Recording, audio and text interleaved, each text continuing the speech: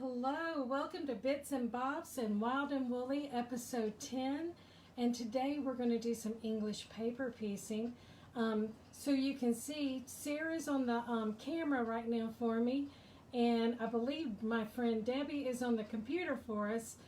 We made her take a day off, but you can see all the paraphernalia that I need for English paper piecing that we have in the shop. But I thought first we would just kind of show you what we, Sarah and I have been doing some English paper piecing. Me not recently, but she probably has more than I have. So we're going to show off some of our paper piecing that she's done and what I'm working on. So first we're going to show, you want to show that one first? So this is the one I'm working on. It is a English paper piecing, or otherwise known as EPP, with Sue Daly from a couple of years ago, because if you know me and love me, you know that it takes years for me to finish a project. So this is the start, and then this is what it's supposed to look like in the end. So I'm just right in the middle, as you can see, and I'm using French General fabrics that I got here at the shop a long time ago. That I've been using and kind of fussy cutting. So we're going to go over some fussy cutting today. And then also, my friend Amy has taught all the local guilds in the area how to do Lucy Boston blocks, which is really neat. And again, you can see some, fussy cutting, which means just where you're going to have the same motif in the same area in your units and in your blocks. So how's that? Now my friend Sarah has made, look, cute, is Hexagons Pin Cushion. Is that what you use it for, Sarah? So it's just a pin cushion, but it's so pretty, isn't it? It's like a little donut. Makes me want to go out for donuts now.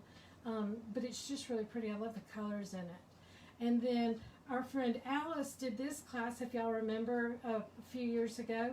Well, before COVID, which just seems like it was years ago. But it's also hexagons that you end up sewing together. You fill it with your walnut seeds, or not walnut seeds, crushed walnuts, and then you have a nice little pin cushion for your sewing box or by your machine. It's just really nice. Keeps your pins and needles very sharp and no rust on them, but let me just say, you can prick yourself and bleed all over your quilt if you're not careful. So, what do you have in yours? Soft, but some kind of... It's batting and some of those plastic pellets to give it weight. So good to know, but yes. It's very cute. Maybe we'll talk Sarah into teaching this one day. So the other of Sarah's quilts, which one you want me to show first? You can start with that one. This one? This one's for your Tula Pink lovers out there. Oops. I don't know if you can see it. Should I walk out? No, they can see it pretty good. Okay. So it's Tula Pink, and it looks like it's, what, 1 inch? It's 1 inch hexagons with her saltwater collection. So yes. And the neat thing about it is it hasn't been quilted yet, so this is what the back would look like. And Sarah just whip stitched it together, right? Mm-hmm. So yes. But isn't it gorgeous? And I love that the colors just kind of go down. You stayed with the colors. I haven't tried that yet. I need to do that. And then the next one, there's my sample. And this is an antique one. It was a vintage top that my sister quilted and finished for me.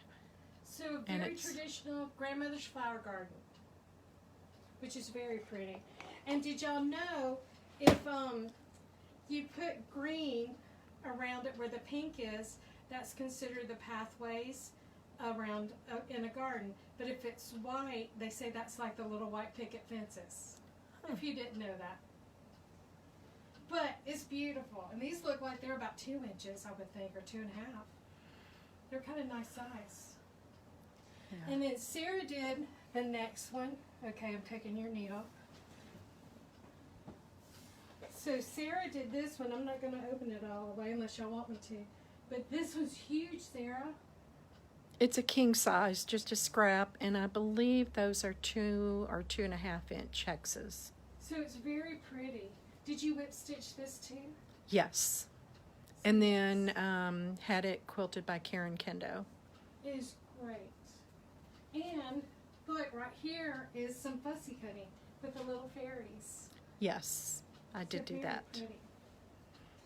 Very pretty. So, what is English paper piecing?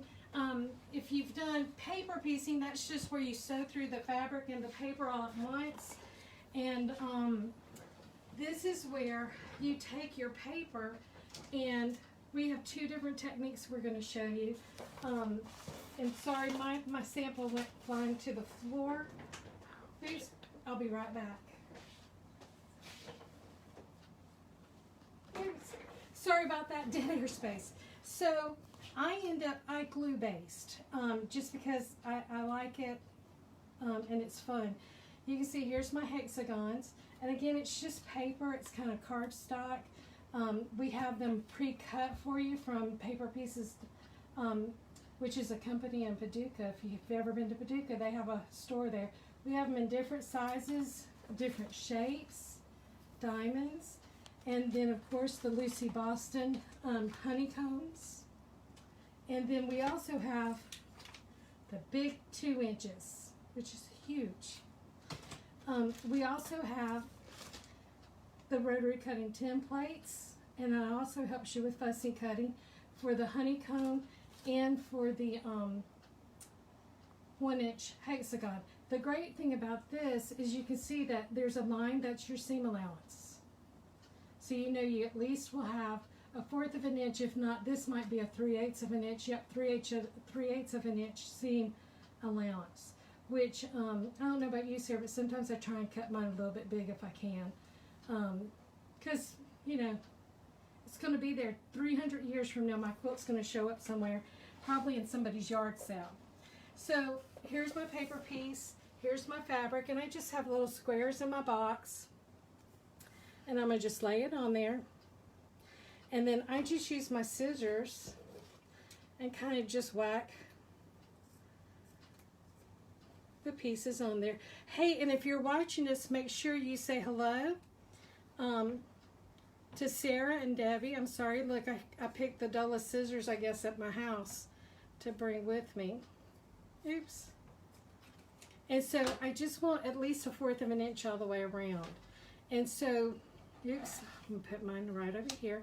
So when I'm gluing, I like to use either the Sew Line fabric glue stick or a Fons and Porter. Right now we have Sew Line in the shop, and ladies, all I can say, and gentlemen, if you buy the little glue stick, go ahead and buy your refills, because you can see they're just tiny little sticks, so you run out of them very quickly. So all I do is I'm going to run some glue just on the edge. I don't want it on the very edge. I just want this to hold, because I don't want to have to go through glue with my needle. If that makes sense. And then I do it again.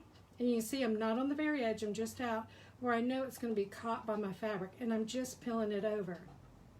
And this is easier when you're not being filmed. And then just continue on around. And I do go off so that way on the edge, so that it will, you know, be held down underneath for me. And then again, just go down. And I'm just folding the fabric over the paper. I don't want to bend the paper, because the paper is going to be my shape. And I want all my shapes, or all my pieces of fabric, to be the same. So it's really a great way to make a perfect quilt, I would think, don't you, Sarah? Mm-hmm. And so, again, just do the last one. And then I let it kind of sit and dry. This is something I do in front of the TV. Sarah laughed at me. I had a piece of aluminum foil, and so I have a TV tray, and I just kind of put either freezer paper down or parchment, and I ran out of both, and so I had aluminum foil on my tabletop so I wouldn't get glue all over my table. But that's basically how it is, and that's just because I'm a messy gluer. So I have this, and then I just have stacks of them. And how I store them, oops, is in a cute little cute little box that I found somewhere. It's Starlight, and it's 3 containers, and it's just where they're just on top of each other. And so my favorite one, of course, is this one because you can put your stuff in it and be organized. But then the top one is where I've got my hexagons sorted and ready to go. So for once I'm kind of organized, and you should be proud that I was able to find my stuff when I needed to bring it in today. So this is the way I store mine. You don't have to be this picky, or whatever. You can do whatever you want to have a working box. I just found this, and it just has been working for me. The other thing that I kind of have is, if you're a member of Costco, this is a fruit box for tomatoes, and it's just a little box that I kind of keep, you know, my stuff in. It's kind of a mess right now, you know, with all my different needles, threads. It's all here.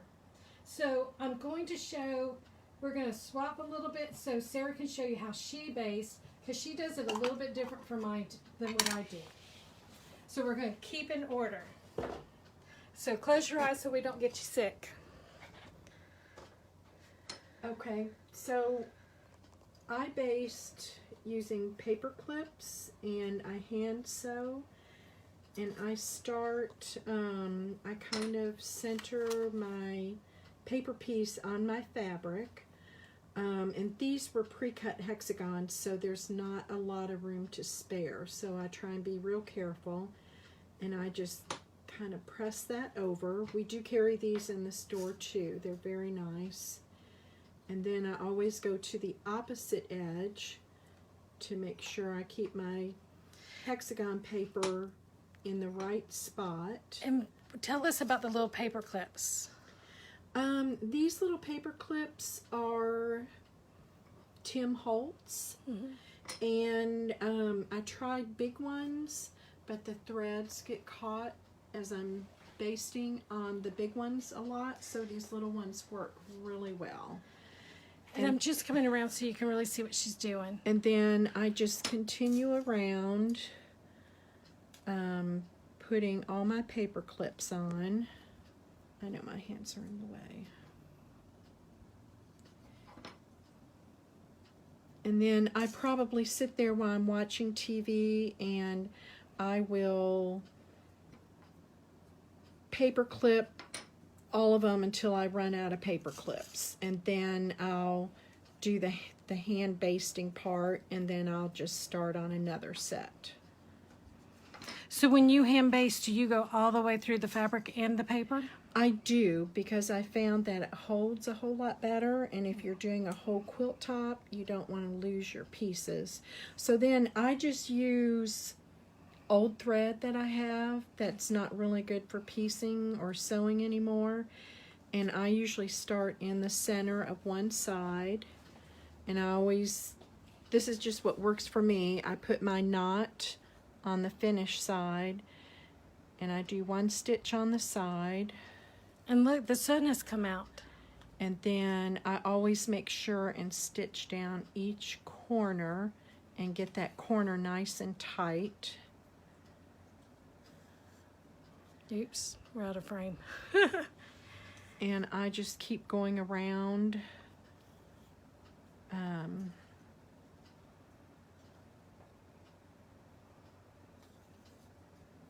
Like that, and you don't have to take real small stitches or anything. You can see that until,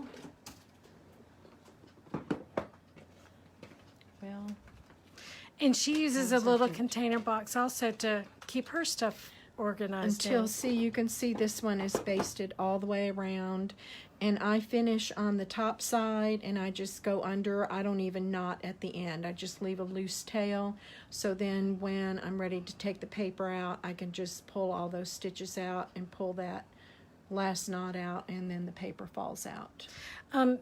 Susan, yes, Sarah is going through the paper too. Yes. Yes. Let's see. Flip it to the other side. Here, so there you can see the basting on the right side. and then here it is on the wrong side.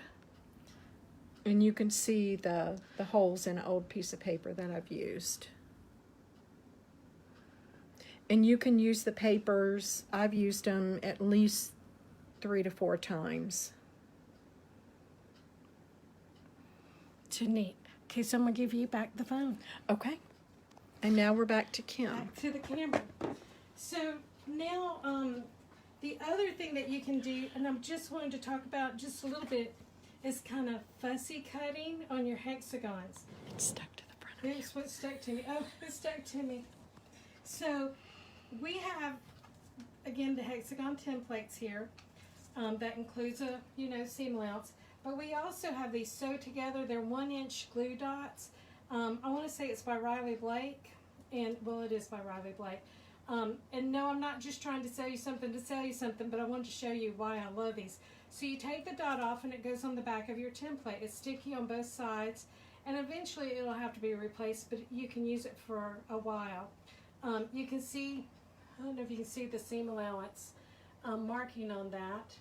And so it's there. But in the past you would have found a design, used some way to either mark your template to have some registration marks. Well, now you don't have to. So what I'm going to do, and this is my other favorite tool, it's the Rotary Cutting Mat by Sue Daly, I believe, Riley Blake. And we do have them in stock. We don't have the tiny one. We have the large one, because the large one came in after I bought mine. But if you need a rotary cutting mat that twirls, you want this one, because you saw how great it just goes round and round and round. And it'll go any which way you want it to go. So what you're going to do is, this is when you make your fabric, Swiss cheese. And you find, let's just decide, I would like this little Christmas tree in the middle of all my blocks. So I figure out where I want it, and then I'm going to stick it on. Then I'm going to use my rotary cutter.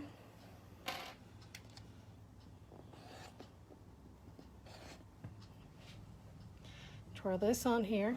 Oops, well, I didn't have so much fabric. Keep cutting.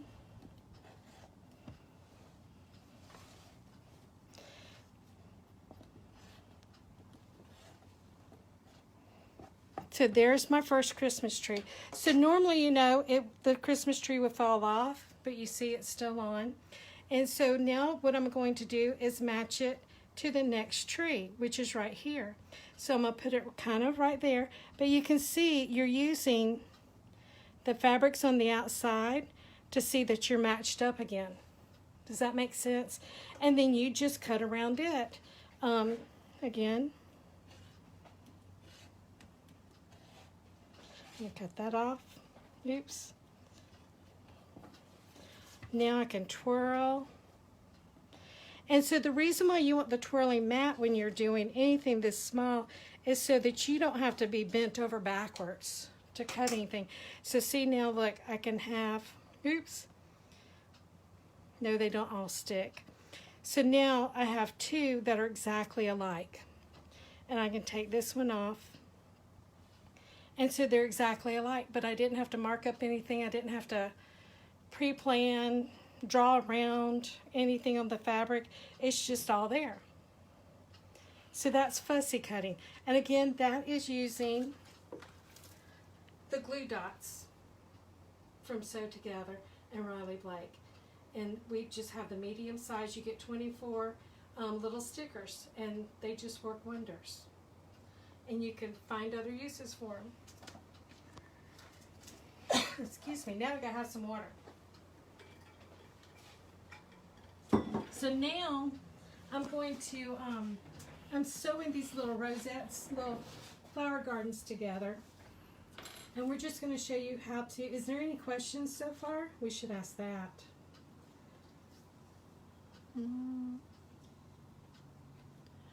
No, and Debbie's answering them. Okay, good.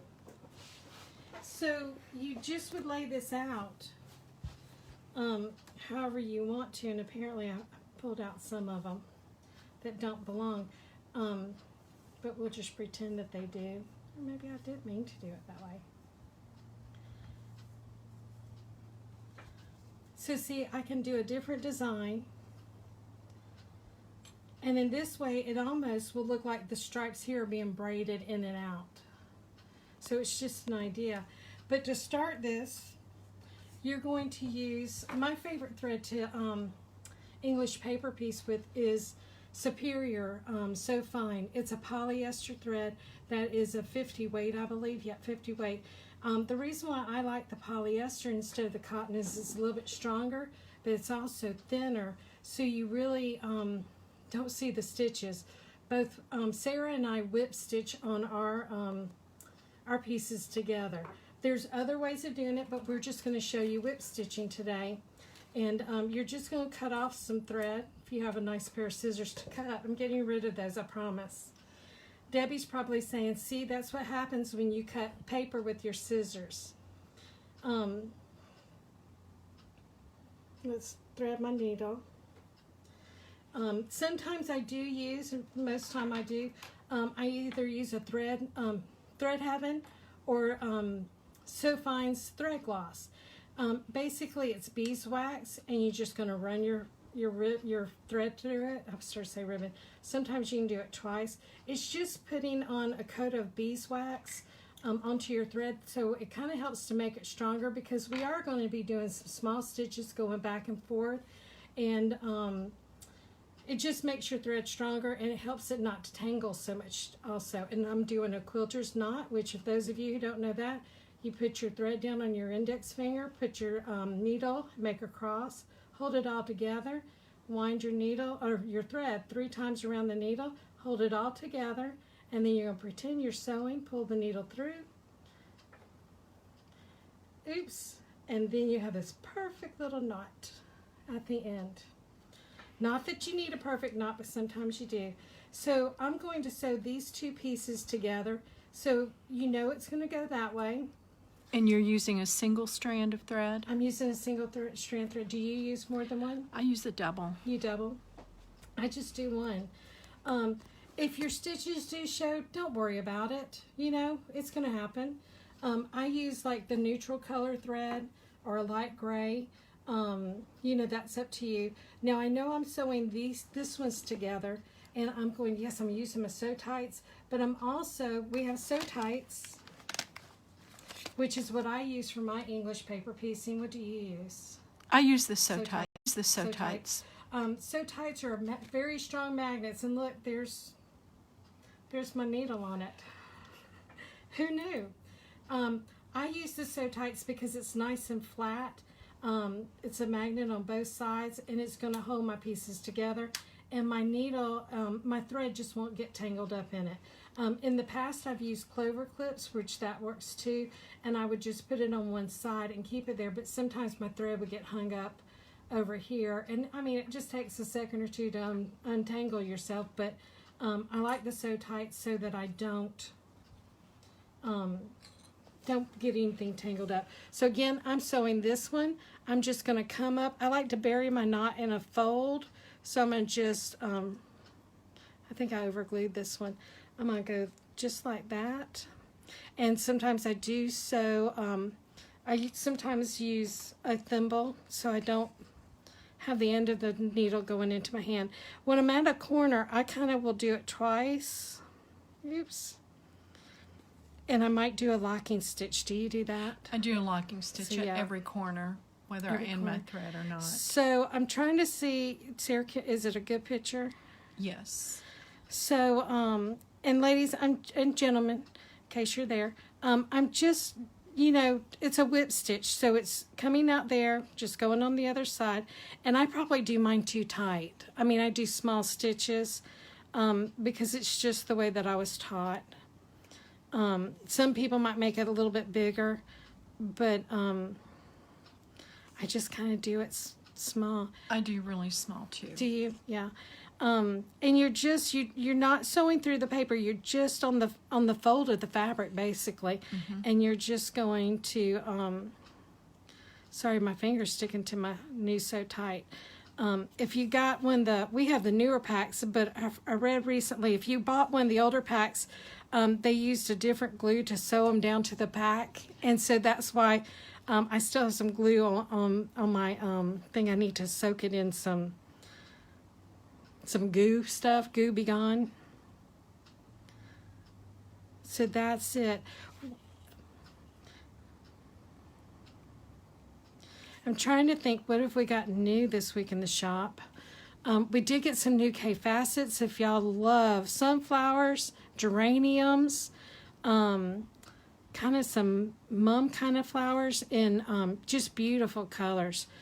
Check it out on our website. We also this week got some, for those of you who are knitting sweaters, we have the prettiest, oops, see I stuck myself, prettiest antique buttons right now. And again, yes, I went too many times in that corner, but each corner that I go to, I do kind of just do a locking stitch. And I'm going to take my sew tight off and see, there it is. And so again, if you use a nice strong thin thread, you don't see the stitches. Yes. So yes, because I don't buy a colored thread to go with every one, because I just don't know if that would, how it would do. So now the next one would go right here.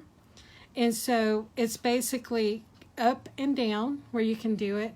And so some people will do, they will do all the, oops, inside pieces first. Mm-hmm. But again, when I was taught, you kind of did, you kind of went up the side.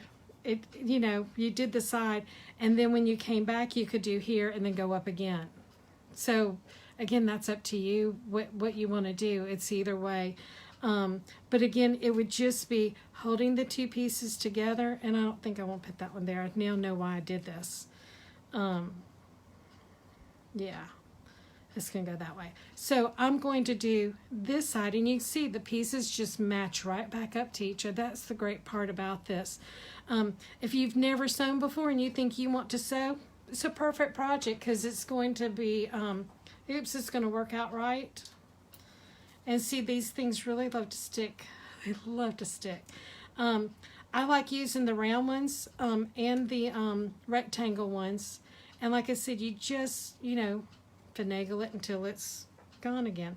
So again, I'm going to start here, and I'm going to come through. Oops. And I'm going to do a locking stitch. And I probably do more locking stitches than normal people, because, you know, I'm paranoid that it's going to fall apart on me, and I don't want it to. I think I got it in.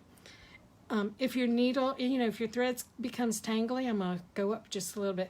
You can just drop your needle and let it untwist, just like you do in cross stitch. It just untwists the thread and lets it go straight. And you can see I'm just, you know, going into the edge and making small little whip stitches. And you can do this however you're comfortable. Some people might do it this way towards them. There's no quilting police going to show up to your house, I promise. You want to do this where it's comfortable in your hand, whether you're right-handed, left-handed, both-handed. You're just going to have fun with it. And it's really neat, like just the different colors and the different fabrics. So you can be very traditional, or you can just be wild and crazy like our friend Sarah here, who did the Tulip Pinks fabric, to have a really bright color quilt. A lot of people are English paper piecing more and more blocks nowadays. If you go on Pinterest, you know, there's lots of information and different quilts. Tons of patterns are out nowadays, don't you think, Sarah, compared to just a few years ago? Yes. One of my favorites right now is the Brimfield ladies, Brimfield Awakening. They do a lot of curve shapes. And so all I'm doing is locking off, and that's it. And so I don't have the next piece. Oops. I used the glue side that time. So that's done. And so all I'm going to do is just snip my thread off. Oh, and I should have went underneath. That would have been nice. When you're on camera, you don't think about that stuff. So my next thing will be this seam here, and then it's just going to do here. Well, the great thing is this is paper, and it can be folded. And so you just make it comfortable for you. And so this would be the next stitch, and then you'd open it up, and then you'd fill the next one out. So you just keep going going and going and going. So, any questions? I don't No. Okay. So, what do we have? So I have 2 giveaways. Debbie doesn't know this. You know, she left us to play today. And so she's going to be shocked and surprised. So you have until 10 p.m. Like and share our video. And make a comment as to, okay, the first giveaway is going to be, let's do the book. We're going to do a book. It's by Mickey Dupree, who is just really a neat quilter. It's Pieced Hexagons Lady. It's from Kansas City's Starbucks. And it's just really a neat book about piecing your hexagons before you make them into your quilt. So it's all directions. So to win this one, share and like, and let's see, what would be the question? Tell us, have you started a hexagon quilt or a hexagon project and what it is? And my friend Debbie will help us do a drawing. We'll put your names in a hat and draw a name. But again, you have to answer the question by 10 p.m. tonight. Okay, so that's giveaway number 1. So giveaway number 2, and Sarah's laughed at me about this all day long because I'll be like, I'm going to give it away. I'm not going to give it away. Well, remember my little container by Starlight? I have an extra one, and it's can be yours for liking and sharing and telling us your favorite organization tips, storage tips. How's that for a question? That's a good one. So like and share, tell your friends to watch us, be entertained with us. But again, it's a nice start. Is it Sterilite? Stack and carry. It's yours. It has a little tray in it. You can stack them every which way you want, and it has a little handle. You can pack it for lunch and have 3 lunches. Now Debbie's going to be laughing. And then, what else do we have to talk about? So we show the Sue Daly Rotary Cutting Mat. Lazy Susan, I don't know what she calls it, a rotating cutting mat. Where I like was it Lazy Susan? Mm-hmm. I like that. So we have these in stock. Again, everything that you saw that we used is in stock. The other things that are coming up, we do have some knitting classes, and we have the samples, which y'all haven't seen yet. So I want to show you them real quick. Kathy Adams is teaching this little beginner, for a beginner, no, it's not a beginner, knitting your first sweater, which is a raglan sweater class, a raglan cardigan. It's on October 13th through November 3rd. You can sign up for the classes in the shop on our website whenever you want to, but isn't it sweet? It's really cute. You've got to, it has all the requirements, things that you need to know before you sign up for class, so that you'll be ready to take it. But isn't it sweet? I love it. It just needs some buttons. Maybe we can sell her some antique buttons to go on it. And then the other thing that she's going to teach is this great little scarf. And for those of you who like your scarves to be the same stitch on the front and back, this would be perfect for you. It is, you're going to have to read it for me. It's the double knitting 2-sided scarf. The class is November 3rd through the 10th. And you can sign up, come in and sign up, or go to our website and sign up. Yes. And if you go onto our website and look at classes, it'll tell you what you know, which level of a knitter you need to be in the class. How's that sound? Because we want you to be happy with your class and know that you're going to be learning. But it's really a beautiful scarf. So that's it. Do we have any questions? Well, if not, this is the end of our bits and bobs for English paper piecing. Make sure you like and share and answer our comments, our questions, to try and win one of our great prizes. And we just hope that you have a great weekend. Come by and visit us.